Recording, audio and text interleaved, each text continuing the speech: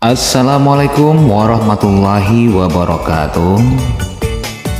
Bertemu lagi dengan saya. Pada kesempatan ini saya akan mengajak Anda untuk mengenal beberapa alat tradisional Kerinci. Ya, ini memang tidak semuanya, namun beberapa saja. Sebelum kemajuan zaman, masyarakat Kerinci telah mengenal alat-alat dalam kehidupan keseharian mereka, baik sosial kemasyarakatan maupun kebutuhan individu, baik di dunia pertanian maupun perikanan dan lain sebagainya. Bukti sejarah yang masih tersimpan ialah diantaranya yang pertama, cincin anye. Cincin anye yaitu alat tukar menukar sebelum dikenalnya uang sebagai sarana jual beli. Bahkan untuk denda atau hukum adat dinilai dengan cincin seperti 15 bentuk cincin, 20 bentuk cincin, dan lain sebagainya. Yang kedua, jangki. Jangki ialah alat pengangkut barang seperti beras, padi, hasil panen, palawija, dan lain-lain dengan cara digendong. Bentuk mulutnya bulat dengan tulang dari manau yaitu rotan besar dan dindingnya dari anyaman rotan serta tali gendongnya dari kulit kayu. Jangki ini merupakan ciri khas orang Kerinci di zaman dahulu. Yang ketiga, fosil alat dan hasil pertanian. Di Kecamatan Batang Merangin Kerinci ditemukan aneka kapak dari bebatuan. Fosil hasil pertanian seperti jagung, jenis rempah kunyit dan jahe, serta tunas kelapa dan lain sebagainya. Yang keempat, belango. Belango ialah belanga atau tempat menanak nasi maupun memasak sambal dan gulai yang terbuat dari tanah liat yang serpihannya sering kita kenal dengan istilah tembikar. Yang kelima, cuhek kawo. Cuhek kawo ialah teko yang terbuat dari bambu untuk wadah air serbuk daun kopi sebagai minuman khas masyarakat Kerinci. Yang keenam, carano. Carano ialah alat tempat meletakkan sirih pinang lengkap di dalam duduk adat di Kerinci. Yang ketujuh, mangkuk. Mangkuk ialah cawan putih maupun yang bermotif terbuat dari porselen atau keramik yang digunakan sebagai tempat ayi cinano, tempat limau, tempat nambreh, dan lain-lain dalam ritual adat. Yang kedelapan, dolan, yaitu nampan mirip cerana yang digunakan sebagai tempat meletakkan hidangan di dalam acara kenduri adat. Yang kesembilan, bluncin.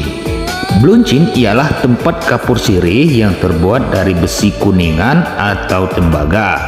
Yang ke-10, cerpah, yaitu tempat rokok enau di zaman dahulu, yaitu tempat sugi tembakau orang tua-tua dahulu yang terbuat dari anyaman bambu atau rotan. Yang ke-11, canang. Canang ialah gong kecil yang bisa disandang oleh hulu balang sebagai media pemberitahuan untuk suatu berita atau pengumuman, yakni dipukul pada tiap persimpangan jalan ataupun di sepanjang jalan sebelum meneriakkan pengumuman atau pemberitahuan. Yang ke-12, kipeng bingo, yaitu uang logam yang terbuat dari tembaga atau logam ataupun kuningan. Yang ke-13, sayak kawo, yaitu cangkir yang terbuat dari batok kelapa sebagai sarana untuk meminum air serbuk daun kopi. Yang ke-14, lukah. Lukah ialah bubu yang digunakan untuk menangkap ikan di sungai ataupun di danau. Yang ke-15, guntung, yaitu tempat menyimpan ikan di dalam menanggu ataupun menjala ikan di sungai. Guntung ini terbuat dari potongan pohon bambu yang dipasangkan di pinggang.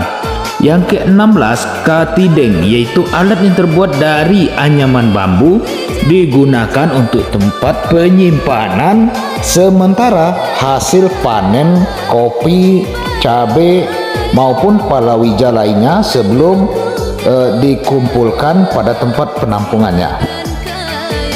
Yang ke-17, deliung, yaitu sejenis kapak yang digunakan untuk menebang pohon pada zaman dahulu. Yang ke-18, gelang pihak, yaitu gelang perak yang digunakan untuk ritual adat, juga disebut sebagai simbol nini mama di dalam sirih 3 buku. Yang ke-19, keris pusako, yaitu keris yang terbuat dari logam. Keris kerinci bentuknya tidak memakai loop ataupun tikungan, namun lurus dengan hulunya menghadap ke depan, bukan ke samping kiri ataupun ke samping kanan. Yang ke-20, tabuh. Tabuh ini terbuat dari batang pohon yang dilobangi dan diberi penutup dari kulit hewan seperti kulit kerbau ataupun kulit sapi untuk dibunyikan sebagai pertanda ada berita penting ataupun bencana di zaman dahulu. Yang ke-21, kacip. Kacip ialah sebentuk gunting ataupun tang untuk membelah pinang. Yang ke-22, jihu. Jihu ialah nyiru yang terbuat dari anyaman bambu untuk menampi beras sebelum ditanak. Yang ke-23, bakun. Bakun ialah bakul yang dibuat dari anyaman bambu sebagai media untuk mencuci beras setelah ditampi dan sebelum dimasak ataupun ditanak. Yang ke-24, bilik. Bilik yaitu lumbung tempat penyimpanan padi. Jadi itulah beberapa kosakata dalam pengenalan alat-alat tradisional yang ada di Kerinci pada zaman dahulu.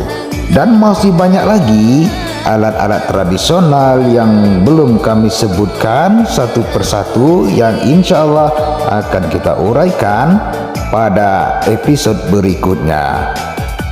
Wassalamualaikum warahmatullahi wabarakatuh.